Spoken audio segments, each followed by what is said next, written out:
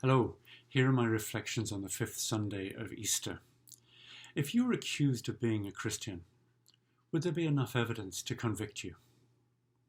I remember as a student being accosted by a rather aggressive evangelical young man who, finding I described myself as an Anglican, obviously a retrograde organisation in his opinion, asked me this question. I knew I was toast. This man would not have accepted St. Paul by his levels. It would have been a passing grade, unlikely a fail, almost certainly. And I concluded that by his standards I had failed. I recall this because today the readings and the prayers present a biblical and more accessible mode of being Christian than joining in an exclusive club of the hyper-pure and the aggressively evangelical. In Peter's first letter, he invites and encourages us to hold our faith, however, not as solo agents, but as a team.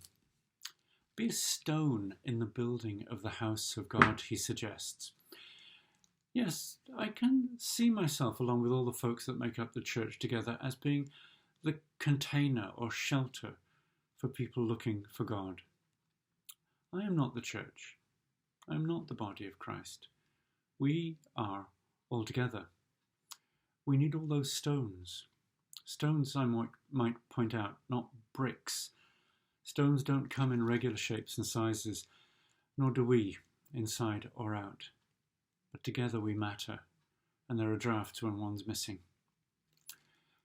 We often hear about the church being the body of Christ. Again, I feel confident as part of a body. I might be a kidney. Kidneys are good. Life without kidneys are hard. It's fatal.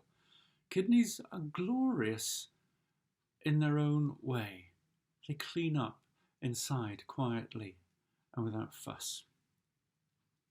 How many people do you know in churches you've been in who do exactly that in the body of Christ in St. Andrew's Church? Sinuses, maybe.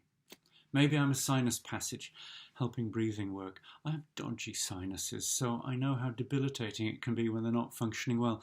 So my hope is if I am a sinus in the body of Christ, I can open up and let air in. I will perhaps leave you to wander through your own bodies, noticing which parts of your body you find yourself identifying with.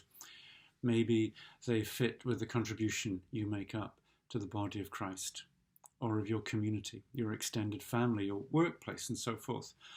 One of the last things Jesus did for his disciples was about their bodies. He washed their feet so that they could walk and carry the good news. Feet matter a lot to God. Another description of being a Christian is offered in the Gospel of John today. Early, before the word Christian had been invented, followers of the way was used as a description. I'm fond of this. It unfolds into a sort of pilgrim image of walking your faith. Exactly a year ago, Lucy and I began our pilgrimage from the island of Lindisfarne to the island of Iona, about 360 miles or 570 kilometres on foot, speaking of feet.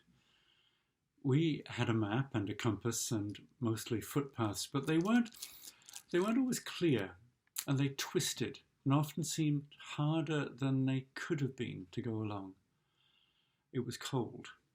It rained on us, and we froze, and I could go on with all the bad stories. And it was beautiful and life-changing. Being a Christian and being a follower of the way means that you don't really know what's around the next corner. There are not always arrows to follow. Sometimes you find that you're on the wrong path and you have to turn around and find your way again. But day by day, although it often doesn't feel like it, you are making progress. I think our pilgrimage of faith is about slowly moving ourselves from where we are in life and in habits and in cherished and often bigoted opinions, in judging others or fearing the judgment of others, in carelessness, in not looking for the fingerprints of divinity in the clouds in the high sky, in the wrinkles around the eyes of a grandmother, in the taste of a lemon, in the lap of a wave. Our pilgrimage is always towards waking up and paying attention and noticing, as Jesus did, that there is more in a person than is coming out. The way, the truth, the life. So Jesus described himself, and God too. The way, unswervingly following the direction you know God leads you in, is being a follower of the way. And like the pilgrimage, it can twist and turn.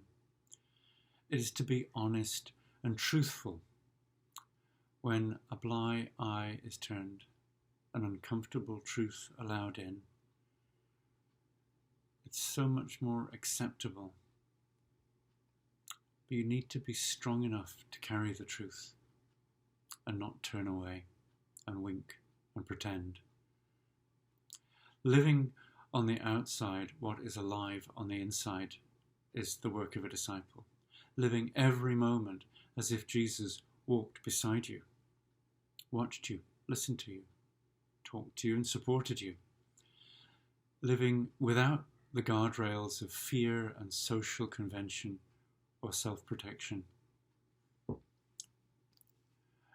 And to do these, not for show, but for a deep sense of trying to have, as humbly as you can, the friendship of Jesus.